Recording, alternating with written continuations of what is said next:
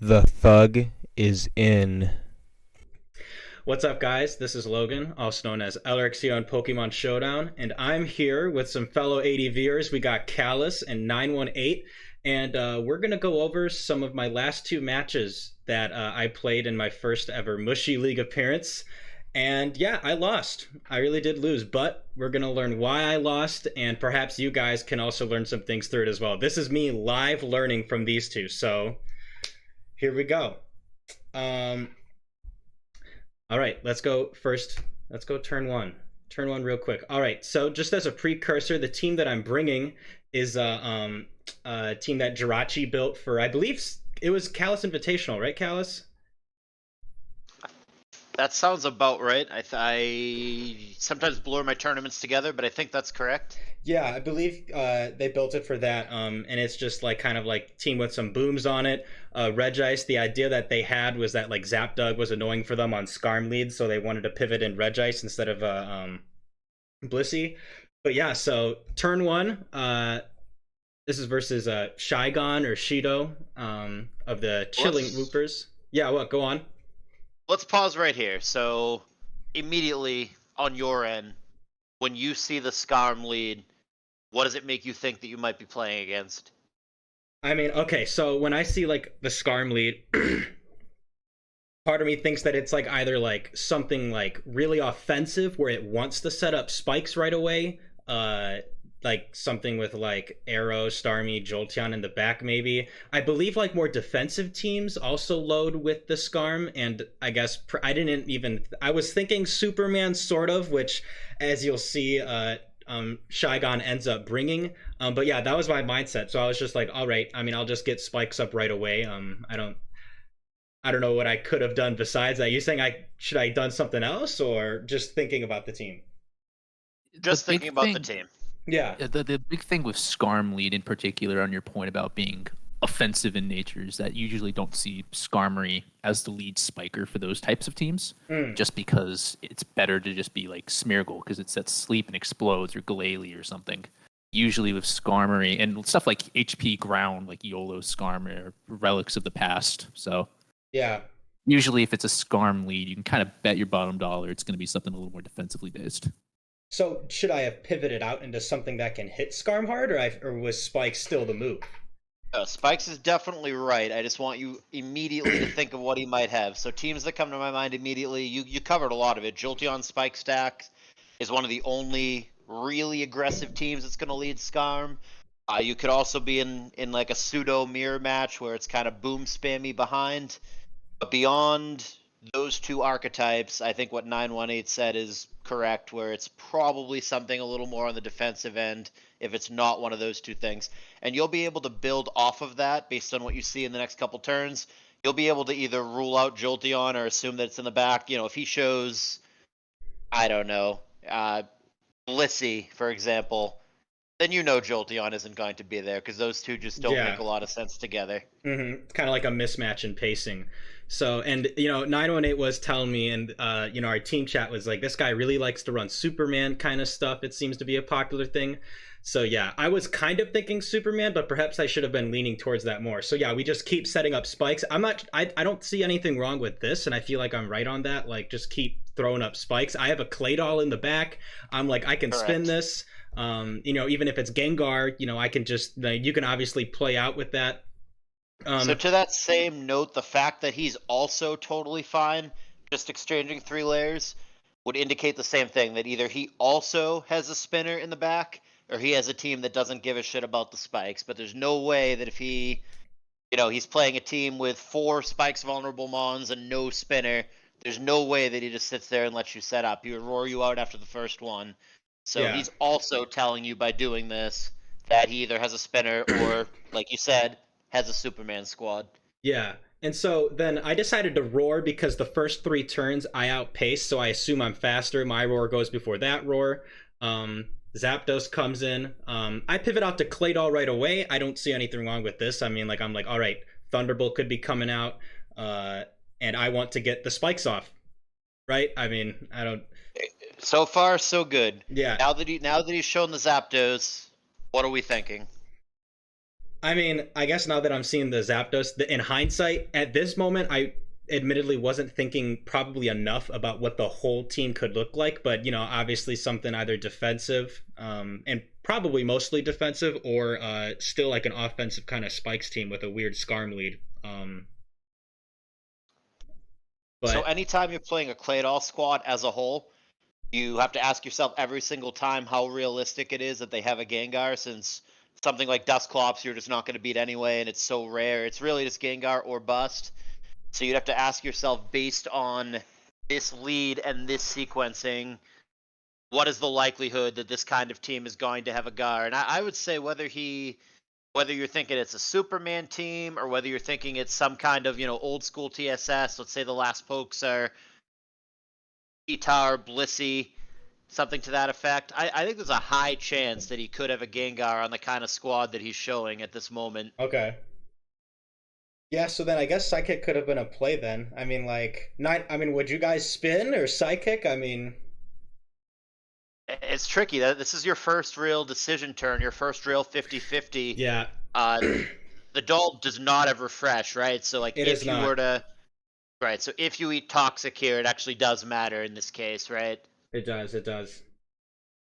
Yeah, that's tricky. You could take a flyer on it. I mean, if he's staying in at all, he's going to do something that you care about, whether it's hidden power, whether it's toxic, what have you. So it's risk versus reward. You always have to ask yourself the other options. If you don't stay in with Doll, for example, if you don't try to spin, what would you switch to into the Zapdos? Yeah. I mean, I mean, obviously I have like Regice in the back, but that doesn't like taking spikes plus T-Bolt. But 918, what would you have done? Been a little upset at first that I even have to make this decision off of turn 5. That's it. Yeah, that's a rough start. Callous kind of nailed it on the head, though. If he's getting 3 layers up and he's letting you get 3 layers up, then it's either going to be I don't care, and then there's a Zapdos on top of it, so you have 2 floaters off of turn 5. Mm-hmm. I think it's pretty safe to assume at that point it's going to be a lot of Levitators. The question is, of course, then is it a Gar type or is it one without it? Yeah. I don't think Spin is the inherently worst play you can make, nor is Psychic, but you also have to be careful of this Zapdos then being one of the toxic rest varieties, which is unfortunate. Yeah.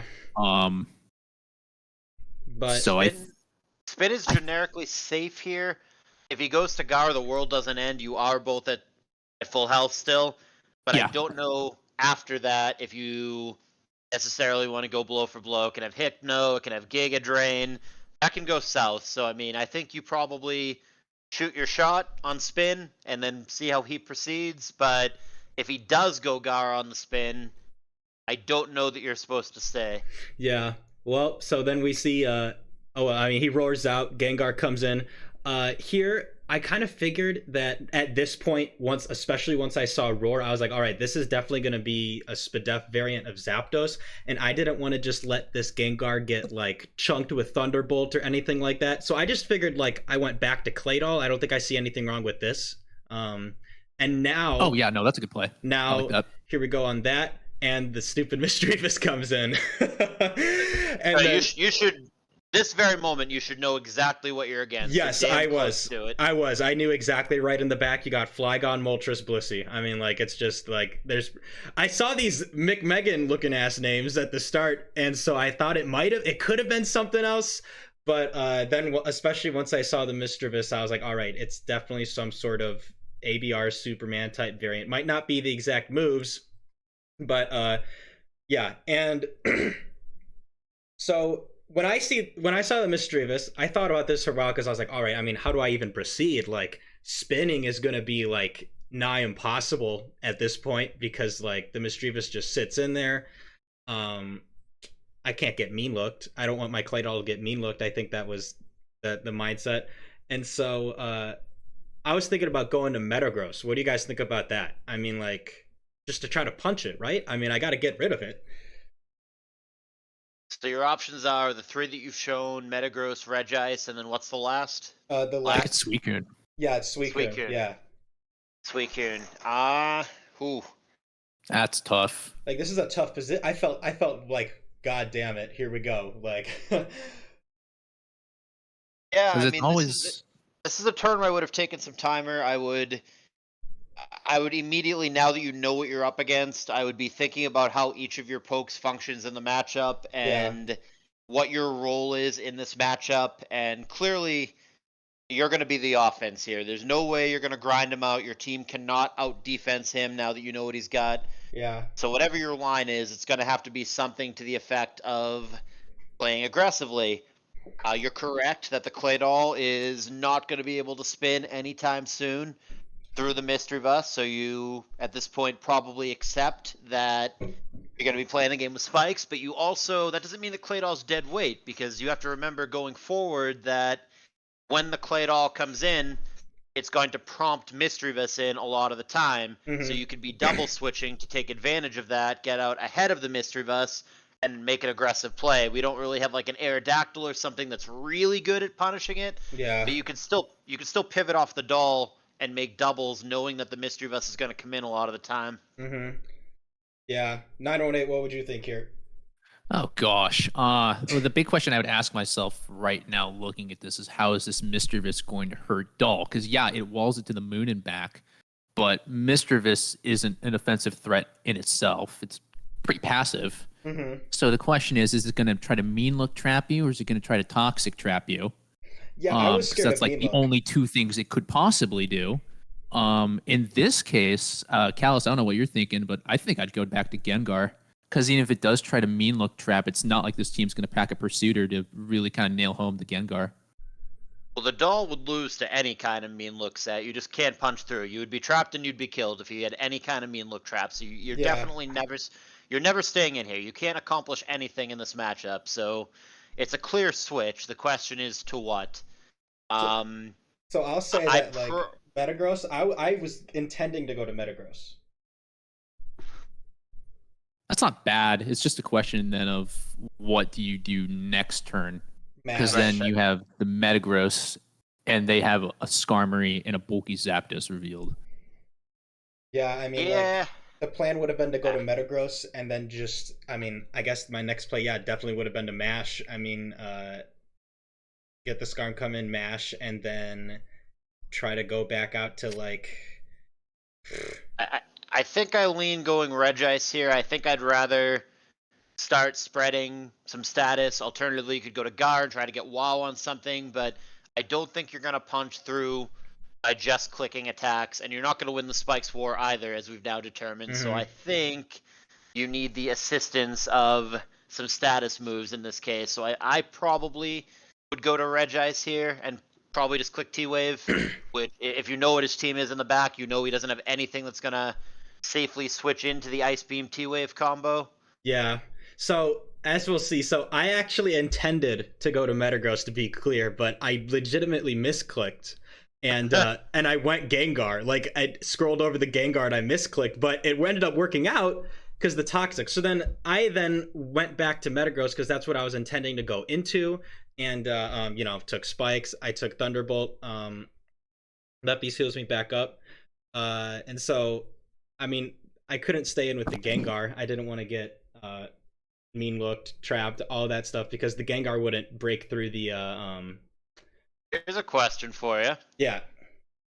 Did you consider on this turn, this is a hard play to make, did you consider just clicking boom?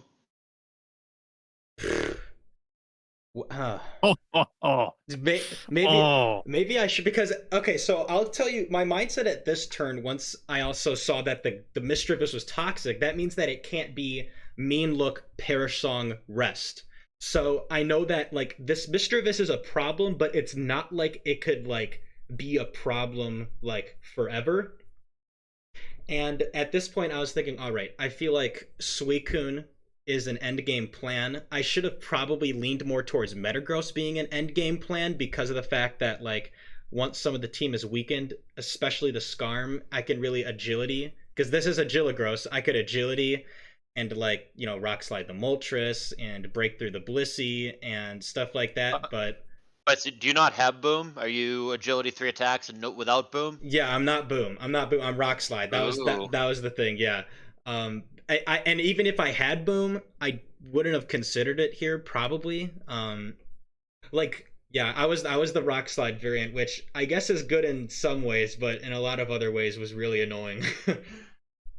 What's better in this case, because if you were agility, meteor mash, earthquake, boom, you never break through the Skarm Zap combo without just blowing on somebody. So I would, in that case, very seriously consider just booming here and trying to take either the Zapdos or the Skarm with you. This Rivas is never going to stay in on this turn. The question, what can you do? If you don't have boom, it becomes very simple. Then you just click mash. But Yeah, and we'll see that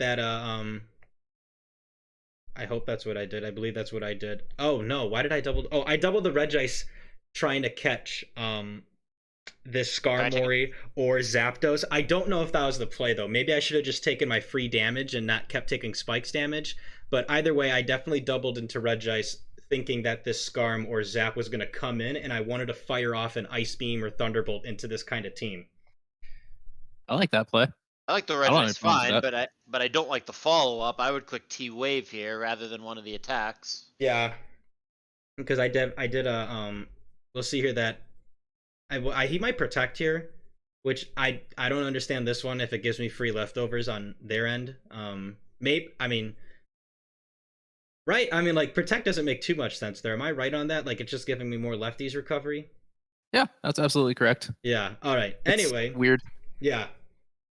So then, yeah, I Thunderbolt here. I probably Thunderbolt. So why aren't we T waving on this next turn? Well, I mean, I wanted to hit something that came in, but I guess T-Wave is probably more so the play here, huh? Just to get, because I can't status Skarm in any other way. Prevents. Why? Well, okay. I mean, okay. Honest question. So, like, what is the philosophy of T-Waving here, though, instead of attacking?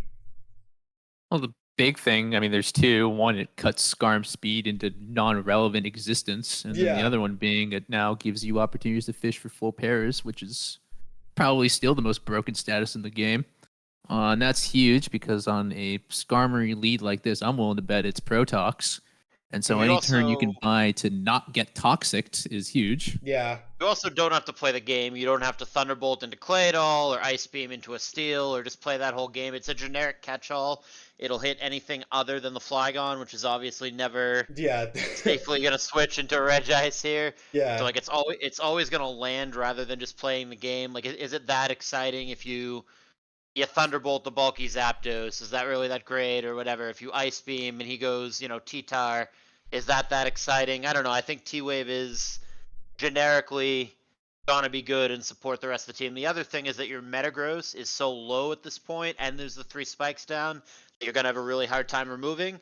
That if you want to get value out of it, you probably want it to be faster than something. You probably later, going forward, want to sneak it in a situation where you don't have to agility. You get 1 turn only, and you get to do something with it. And then it also gives you power flinch if you're gonna try to go that road. Yeah, and I guess the other thing too, like on. if you paralyze like one of these fat bulky mods, like imagine paralyzing the Zapdos. It's a rest zap. That could really stop it from rest looping you. That could be huge. Yeah. And you could just blow an easy chunk and hole open just like that. And so back to the matter at hand. If you're going to attack, I think one of the attacks is clearly better than the other here between Ice Beam and T-Bolt. I think one is definitely better than the other. Which one did you go with and why? Well, so to go back on that point of the T-Wave thing, I'm now also realizing that T-Waving the Skarm was nice because then it allows my Metagross later to have chances to break through it with Rock Slide plus Paralysis. So I'm also seeing that. Power flinch, correct. Yeah, but I mean, I suppose Ice Beam, now that I think about it, because it literally hits everything. And I mean, the Blissey's going to eat the Ice Beam or the T-Bolt. Yeah, I mean, the philosophy was trying to hit the Skarm, but it does more with Stab. I mean, it does only a little bit less against Skarm, but against the vast majority of the team, it does more. Freezing something is better than paralyzing something if you get lucky. He's not going to have an ice immunity, whereas he may have an electric immunity. It's free. There's no... If you're going to attack, it's Ice Beam. Yeah, that's a good point. All right, so then moving on, what happens here? All right, Misdreavus comes in on the Thunderbolt. Again, should have clicked Ice Beam.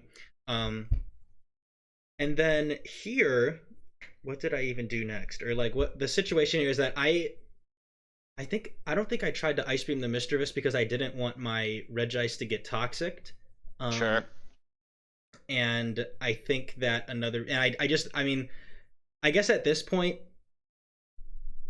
I can probably be confident that this thing isn't rest. It's probably still the mean look Perish song, unless it would run rest. I'm not really sure. I don't think it would run rest because why would you have mean look or Perish song without one or the other? Especially mean look. But let's see exactly what I did here because I did stay in an ice beam, did I? I did stay in an ice beam. Perhaps I should if I went out to something, I don't really know what I would have gone out to because I didn't want to go out to Metagross, take even more spikes, and then they just switch out to something that walls Metagross. So I wonder what the play really was there because this is feeling so uphill at this point. I imagine the play is always just T-Wave and just give yourself the opportunity. Yeah. Yeah, I think T-Wave is fine. I think Gengar is also fine. It's not overly threatened by anything that Missy's going to do. You can't go to Skarm, probably because of T-Bolt, and then I agree with not loving Regice getting hit with Toxic. Is it worth to trade Toxic for T-Wave there? Mm-hmm. Maybe. The spikes are an issue because so much of your team is grounded, or half of it is grounded, but there's not a fantastic switch. You're not going to go to Suicune either. So yeah, I think you can either T-Wave there or go to Gar would be probably the two plays I'd be considering in that spot. Yeah, that makes sense. So here, the most questionable turn, I'll admit, in hindsight, definitely was. So at this point, I mean, let's just see the. So okay, so Blissey's down because of spikes and the ice beam. So here, what I was thinking, I sat and I thought on this turn for a while because I was really thinking like, okay, this is definitely an uphill deal at this point with this Superman team, and at this point, I wasn't thinking about my Metagross as much of a win con, but more so as something that can break later on. And I was perhaps trying to win a little bit too quick. And I was thinking like Suicune in the back, I feel like is what is going to win me this game. I don't know if that was the right call or not, but so here I wanted to put Blissey at a range where Blissey couldn't come in and do anything else, and Suicune could perhaps start to I know do where stuff. we're going with this. Oh, Did you no. Did you boom here? Tell me you didn't boom Please. here. That's so bad. Regice, no. Oh. Yeah. I know. All right. No. I'm giving you shit isn't gonna help you learn. So So let's digest. discuss why that was not the play. Yeah, I want to hear because so like I can see as the game went on why it turned out to not be the play, but I feel like I am missing some specific things as to like why that was a bad play. So go on. Well, the biggest thing is that you're wasting the resource. Is that the Regice was at damn near full health and could have done a lot more, and you're just giving it up before you need to. You could have gotten multiple more T-Waves, Ice Beams, whatever off later in the game before blowing it. And the Regice is actually a legitimate threat to his team. It's actually one of the better pokes in this matchup, but even if that weren't the case, I mean, I'd want the Regice to be closer to 50% or something in that vicinity, or maybe even lower before you pop it. But by popping it this way, the upside here is a 1-for-1. It could also go really poorly if he goes to Skarm or goes to Mischievous.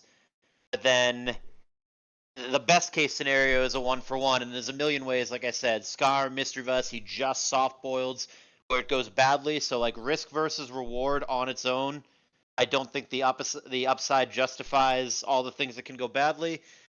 But the equally important thing, like I said, is that I think the Regice still had a lot more that it could have done in this matchup. And you always have to ask yourself what the alternative play is. Like that's what I was struggling with. That's the main thing is that like I was very stuck as to like okay, if I don't boom this Blissey, what am I doing next? Like maybe I think you go to meta. I think because it would have survived spikes plus S toss even if he had gone for that, and if he had gone for soft boiled, That's totally fine too. Now you've got the meta that outspeeds the Bliss, Mm-hmm. and you can do something. You can mash, you can agility, and this kind of snowballs back to the previous play. So what he would do is he would go to Skarm, because why wouldn't he? But if you had earlier in the game T-waved the T-waved it. Skarm, Yeah, I see now that you're in now. the situation where you can start pushing for the para flinch and maybe make something happen. So I think that the main issue that I perhaps had, like when I was thinking about my Regice, is that on all of these past turns with my Regice, I 918 said it in the chat and like the Muppet Mashers that I think I was tunnel visioning way too hard with the Regice. When I saw the Skarm, I was like, all right, I got to attack and get the Skarm's HP lower. With the Blissey, I was like, all right, I gotta boom this so that like something else can thrive. But I think I wasn't thinking enough about like, all right, I can T-wave some of these things so that my Metagross can actually do stuff instead of take spikes and not even have a chance to break through some of the other stuff. And so, yeah, I can see how like it's so interesting that like a simple turn like me not even trying to T-wave with the Regice could lead to a situation like this. But so like here I guess I just so let's go to the point where like I didn't even T-wave. At this moment you also still would have gone back to meta, yeah? Ooh, I mean, rocking a hard place now because the meta's not going to be able to break through. What is the Skarm health right now? 100 or damn close? I would Yeah. have gone Suicune. The opposing Skarm, I mean, is that 100? Yeah, that's Yeah. going to be. I agree with 918. I think that Skarm is just going to go nowhere and be hard. Or meta rather is going to go nowhere and be walled by the Skarm.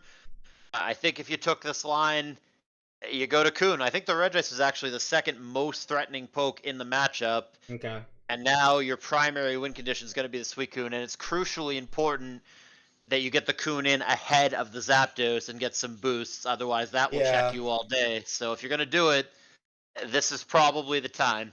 Well, it's more than that too, because if you put in Suicune, there's no way this Blissey's probably gonna be Bolt Beam. It's probably gonna be Soft Boiled, Status, Seismic Toss, Ice Beam. Mm-hmm. So like you get in Suicune, I don't even think you waste a turn CMing because unless he chooses to soft boiled immediately, which you could do, but I don't think you need to. You just go to Zapdos, and now you just have free Zapdos chip with the hitting of the Surf. It's gonna rest eventually, and when it rests, it becomes even more exploitable. I mean, another easy way to determine to go to Kuhn is just look at the other choices. So if you go to Skarm, what happens? He soft boils, you roar. That doesn't get you anywhere. Yeah. You go to Doll, you click EQ. He goes to any of his EQ immunities. That goes nowhere. You go to Gengar, same thing. He just goes to Mischievous, or he just clicks soft boiled. You could boom into it, but you're just 2-for-1ing. Meta gets hard walled by the Skarm.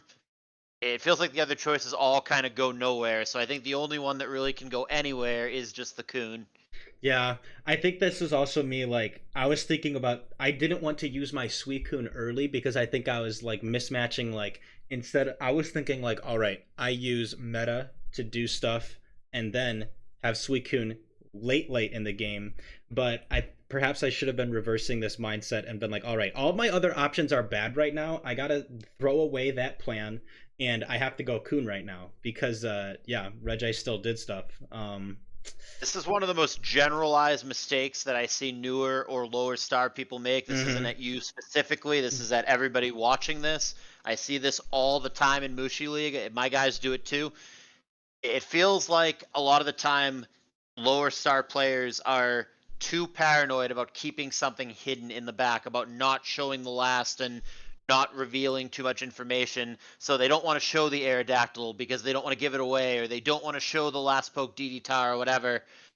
And a lot of the time you should. You're just being too passive, but you're just so paranoid about revealing what it is that you don't make the play. And that's certainly a mental trap to try to work yourself out of. I get why you wouldn't want to show the Kuhn here, because you're viewing it as a sweeper, right? You want to lower all his shit.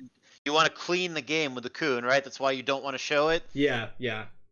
But in this case, I think it would have been the best line. But that's not what you did, right? What did you end up doing? I boomed. Well, yeah, after the boom. I believe. Yeah, I went to Metagross. You went to meta, okay. Just because I needed, like, everything else let this thing soft boiled, so I feel like I was obligated to go to Metagross here. Well, I think if you're not going to Coon, Metagross is the second best option, if that makes you feel better. So Yeah. I should have gone to Coon. I guess my mindset was I didn't want to let the Blissey just soft boiled up. But If you Well, get here's the set up, thing. if you get set up, it That doesn't matter. Yeah, it doesn't matter because like the only thing that actually stops Suicune from just absolutely steamrolling that type of team is the Zapdos and then potential roars from Skarmory. So you get in Suicune and start putting pressure that Zapdos just doesn't want to deal with early. It's gonna more likely falter later in the game. Give yourself that window. so I could have gone to Coon, clicked Calm Mind because the Blissey wouldn't. I mean, clicked Calm Mind. And Blissey Yeah. with soft boiled, yep. And then no matter what, you Calm Mind again, Yeah, and you go from there. And that gives you an opportunity, even if it goes to like Zap or Skarm, that gives you a window. You're at +2 right now. What if you just crit? I mean, no matter what, even if he roars you out, he's going to take a heavy chunk. But Yeah. if you crit, that gives you a path forward. that makes more sense. Yeah. So either way, we go. Now you're just mashing, right? I mean, Yeah. there's no other. Well, yeah. Hopefully I mashed. I'm pretty sure I mashed and then I missed on the Skarm. I'm pretty sure this is what happened. Yeah. So Oh, missed on the Skarm. I mean, that's whatever. Here, I believe Well, I mean, let's just see what I do. I mash again on the roar. insult to injury. Yeah, I didn't. My main mindset there was I didn't want to go out to something and then have Metagross take even more spikes damage. So on this turn, you know Mischievous is going to come in, right? So Yeah. what if anything, do you have to try to take advantage of that? So I think at this point I was like, all right. So obviously this thing's either gonna like, I mean, I don't know. It could protect, I guess. I mean, either protect, go to Mischievous. Psychic would do negligible damage. It would make some progress, I guess, but like not too much. I think my mindset at this point was getting Skarmin to try to drill peck the Mischievous, I believe was what I thought about. Okay. See what happens. Yeah. Yeah, I go to Skarm on the Mischievous. And then here I'm just gonna peck. Skarm comes back in, and now I'm just kind of like, I think so. Here, is this where my Gengar gets crit? Let's just see real quick.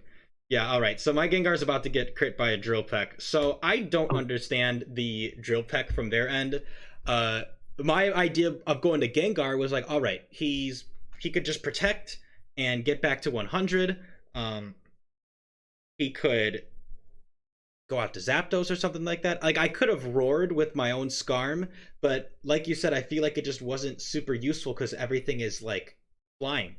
Well, protect on his end doesn't make any sense because him roaring also gets him back to 100. It functions the same way. Protect would open up.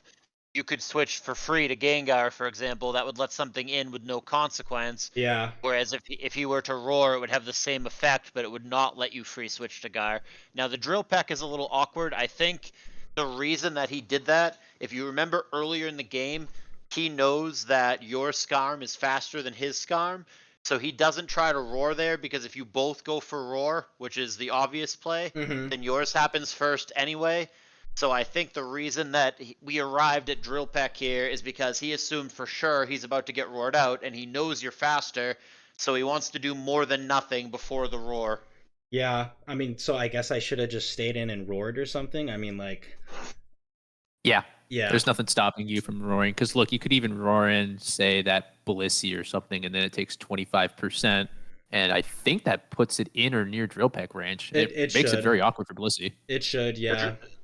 The drill peck is actually quite logical on your opponent's end. You said you didn't understand it, but it's actually not a misplay. Like I Yeah, I'm said, seeing it. he did that because if he roared, it would do literal nothing, whereas drill peck will do at least a little something. And if you happen to make a play like this, then obviously drill peck is that much better. Yeah. So then here we are. My Gengar is crit and about to die to another drill peck. I definitely saved the Gengar here. I think was what I chose to do. Because you know Gengar can still like hit something like the Skarm later on. I believe. Let's see just what I do. I mean, I don't even remember what I do. At this point, I was like, okay. I mean, I'm gonna have to You go back to your own Skarm. Yeah, I do. Yeah, and I was just like, wow, okay, my Gengar got that low for little reason. And then I think this is where I was like, all right, here's where I just sort of roared, and I believe I do roar here. He goes out to Zapdos. I think I roar. Here comes Flygon. It's- So pausing real quick at this point. I mean, you know at this point you are way behind, Yes. super uphill. Yes. So how do you win this game? You got to be asking yourself at that point. Your Gengar is low, your Regice is down, you're not going to remove the spikes. How do you win? So what I'm thinking again is 100% I am either winning with the Metagross or the Suicune. That's the main. These are like the main paths to victory, and at this point I'm still thinking about trying to get that Suicune going, and I don't really know. At this point I was still kind of figuring out I don't know where that entry point is going to be, but still trying to get that Suicune going.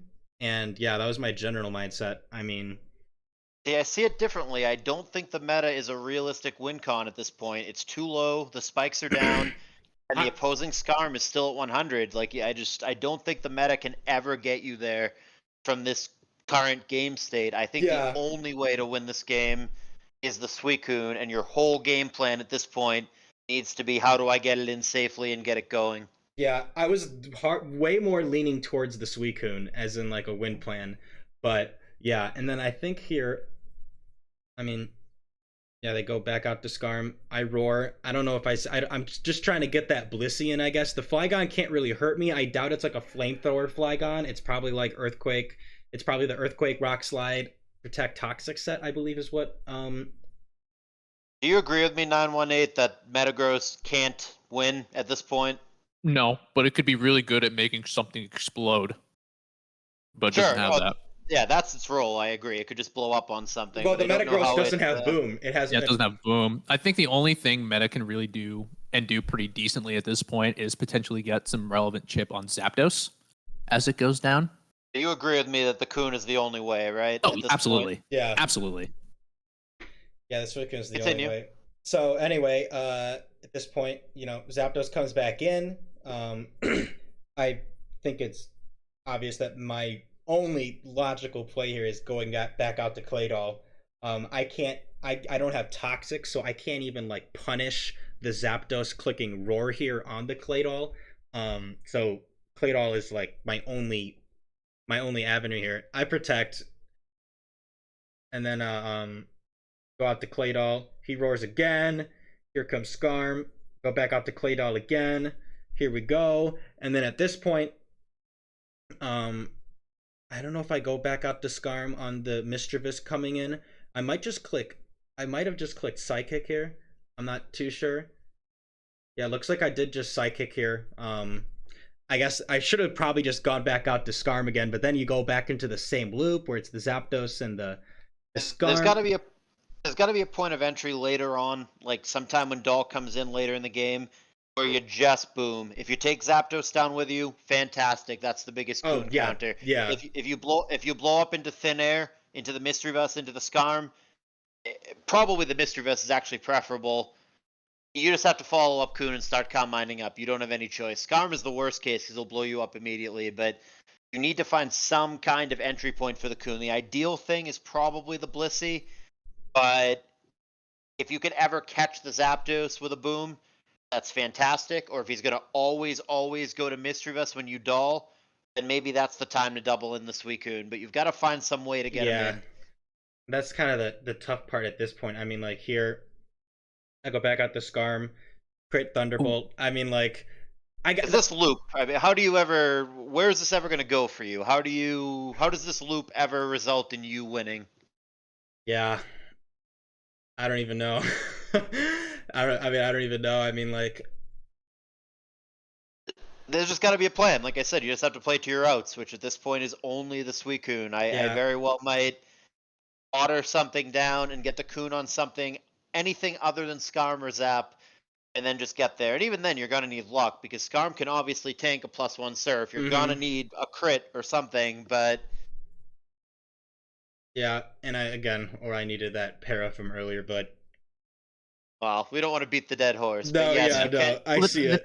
You have going for you, too, is you have a team that actually really well facilitates you picking when Coon can come in, because it is just boom spam. Yeah. Correct. And so you kind of just start, at some point, you can just start pulling the trigger, I'm just going to blow everything up and go down to last Moncoon. That's an option you have. Yeah. And it's interesting because he doesn't have any booms on his team. So if you were to go to Last Coon and you got it in on anything other than Zapdos, that could potentially get there because Skarm can't blow you out anymore. And as long as you beat the Zapdos one-on-one, which again might require a crit or might require luck, but if you can get over the Zapdos hump, he hasn't shown anything that can actually beat Suicune one-on-one. Well, the problem that I didn't want to just do that right away because this Mischievous has Perish Song. So, like, that's definitely, like, surely that locks down the Endgame Coon, like, last month. Absolutely. So, it was also, like, and I was like, all right, Drill Peck with the Skarm, try to get this Mischievous into some sort of reasonable surf or, like, +1 surf range or where Gengar can, like, get a fast hit in and do something. I mean, other than booming, which isn't even a guarantee because he has Missy and Skarm, the only way that you're knocking out anything is to get Coon to +1, click surf, and fish for the crit. Otherwise, you're never killing anything. So Coon's gotta come into play here sooner rather than later if you have any chance to win this game. Yeah. So either way, here comes Skarm. I peck. See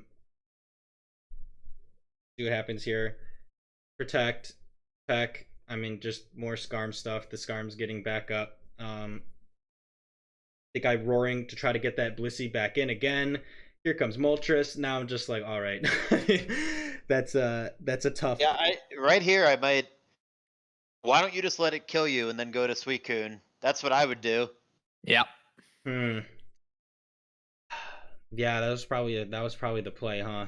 Because I'll tell you what, it's real tempting sometimes to just stay in with Moltres too and just start HP grassing. I mean, That's even free if not, setup. you gotta let Coon in on just the spikes. You can't. It doesn't want to come in on WoW. It definitely doesn't want to come in on grass. I mean, not that flamethrower would be the biggest deal, but like, the Coon is the only way. So you want to keep it as healthy as possible. I would stay in. I would click Drill Pack here, let it kill you, and then when it dies, that's your entry point for Suicune. Yeah, that's what I should have done in hindsight. Again, it's very easy hindsight, but like, yeah, that's what I should have done in hindsight. I think at this point I was just like, I mean, at this point I did switch to Claydol. Is there some element here mentally where you're just like, I'm not gonna win this game. Let's just get it over with. Are you kind of resigned at this point? So I mean, I'll admit I wasn't fully resigned, definitely, because I was like, all right, I think I can still do this with the Suicune in the back, but I'm obviously not in my head right now like I am likely to win this game. At this point, it is a very like, I mean, and that does affect things mentally. You're right. I should have sacked this Skarm so that I could see where that Suicune was coming in later, and instead, well, I mean, this is fine just to get Skarm. But it's just the same question. What is okay? You get Doll in. Where does that get you? How does that help you win? Yeah, I mean, like, I guess at that point it would have been like, I mean, he's never. You know that he can every time you go Doll, he can just go Skarm or Missy, right? What's the next step? Fine, you got the Doll in. Great. Now what? Yeah, I think you're right. And I didn't think about that, didn't see that. Here comes the flame crit burn. There goes. Oh, that's just insulting. There goes Claydol. And then at this point. All right. We went to Suicune now. This is better than nothing. It is better than nothing. And so now, of course, well, I mean, maybe not, of course, he goes to Mischievous to try to get that. Here, I know I'm most likely faster than the Mischievous. And I had to Calm Mind, and in my brain right now, the route that I saw was that I had to Surf Crit here. Surf Crit guaranteed kills this Mischievous. I'm with you. I'm surfing all day. I'm never CMing here. It's just surf. Just get there. So then here waves are looking real nice. +1 surf, and then he Perish Songs, and then here again, I'm like, well, I don't have to switch out yet. I'm just gonna surf again.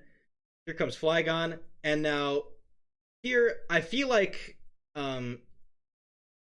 yeah, I mean, well, what did I do here? Okay, so the reason that I switched is that again, probably should have been thinking about this, but I was afraid of the Blissey being able to soft boil again. I don't know why I was over focused on this Blissey trying to soft boil again, and that last turn, loading, if the Flygon stays in, or it Toxics, or it Earthquakes, or something like that, then my Suicune would have started to parrot, or would have perished that next turn. So, right thought process, wrong play. You should have switched, and it should have been because of the Blissey, but you should have switched to something that can actually threaten the Blissey. My switch here would have been Gengar. It blanks just about anything that the Flygon is going to do, but it actually threatens the Blissey, whereas the Scarm, other than roaring it, really doesn't. The Scarm's not terrible, but it doesn't meaningfully threaten the Flygon here.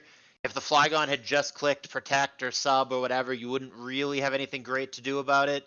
Yeah. The Gengar here is an offensive threat against anything, and the attack that he went for is what, HP Bug? So like Gengar comes in, no I think problem. it's HP Rock. Oh, that's messed up. So it's. Oh, wait a second. No, it's neutral. It's Rock. It's weird. Holy That's different Wait, power. I didn't even realize. No. I thought it was HP Bug, but I wasn't. Obviously, I wasn't focusing, I guess, on how much percent the Flygon does to Scarm at this point. I was. Yeah. Regardless. Well, I mean, even if you did switch to Gengar, then that gives you a free opportunity because it would probably die to HP Rock Easily, So yeah. that gives you a free opportunity to bring Suicune back in, Calm Mind again, and now Missy can't take another. So Correct. You understand. You got it. Yeah, I had to find another entry way to get the Suicune back in. Yeah, because then he goes back out to this. Here This is a good play. I like this. Yeah, and so then I went back out to Gengar. Nice double. Yeah, I mean, I had to make something happen at this point. So what are we doing on the way out? Do something here. I have fire. It's fire, ice, grass, and then boom. So I fire punch here. Hope for like a crit, maybe a burn, but nothing. That Moltres crit burn. Anyway, Suicune's here. Yes, Suicune's here. Surf is correct. Yeah, again, I had to surf. Yeah, he was gonna roar. I had to go for a crit. Plays. Yep, it's the right play. Giving yourself a chance. Yep. And then here, I clicked mash because I knew it would kill. But I don't know. I feel like that's the play, right? I have to mash. This is such a hard play to make. It's either you agility, predicting a protect, or you mash. Well, why would he ever save it? Why would he ever save the Scarm is what I was thinking. Like, he's going to roar. He had to roar, right? I mean... The problem, let's say you mash and he goes to Zapdos. Isn't the game just over? Don't you just lose right now? He just Thunderbolts 3 times and there's nothing you can do? Yeah. I had to agility. Because, like, hilariously, if this Metagross was at +1 right or +2 speed right now, like it can win the game, like straight up. It can totally win the game with a Rock Slide flinch on the Zapdos.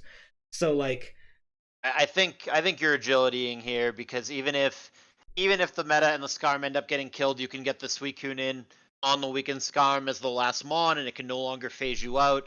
That still gives you the out of just killing Missy before it can Perish Song, since you're going to get to +1 and you outspeed it. So the Perish Song would no longer be a factor. Like I said, the problem with mashing here, if he switches to Zapdos, you lose on the spot. Yeah. Because all 3 pokes just die to Thunderbolt. So I guess I had to. I don't know if this is I guess I sort of had to. I mean, I mashed here, but I had to go for the agility to hope that he didn't roar because and then he just goes Zapdos, bam, bam, bam, and the exact same play. Even if you kill him with mash, it's the same problem. Yeah. He just follows Zap and you lose, which is you checkmate yourself by doing that. I did, but okay.